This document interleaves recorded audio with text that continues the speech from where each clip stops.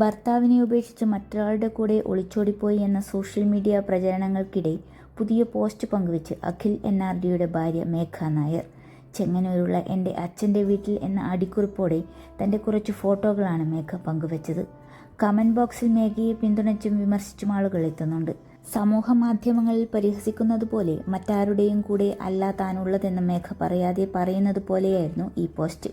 അഖിലുമായുള്ള ബന്ധം മേഘ വേർപ്പെടുത്തിയോ എന്നതൊന്നും വ്യക്തമല്ല. പുതിയ പങ്കാളിയെക്കുറിച്ചും പ്രണയത്തെക്കുറിച്ചുമൊന്നും മേഘ പ്രതികരിച്ചിട്ടുമില്ല.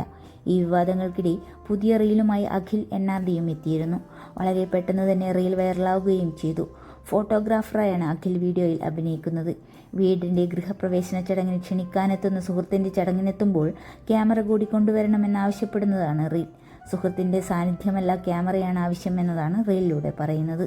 റീലിൻ്റെ അവസാന ഭാഗത്ത് ചിരിച്ചേ എന്ന് പറഞ്ഞാണ് അഖിൽ വീഡിയോ അവസാനിപ്പിക്കുന്നത്. സ്വാഭാവിക ജീവിത മുഹൂർത്തങ്ങളെ നർമ്മത്തിൽ പൊതിഞ്ഞ് റീൽസ് വീഡിയോ രൂപത്തിലാക്കി കാണികളെ രസിപ്പിക്കാനുള്ള കഴിവാണ് അഖിലിൻ്റെ വീഡിയോകളെ വേറിട്ട് നിർത്തുന്നത്.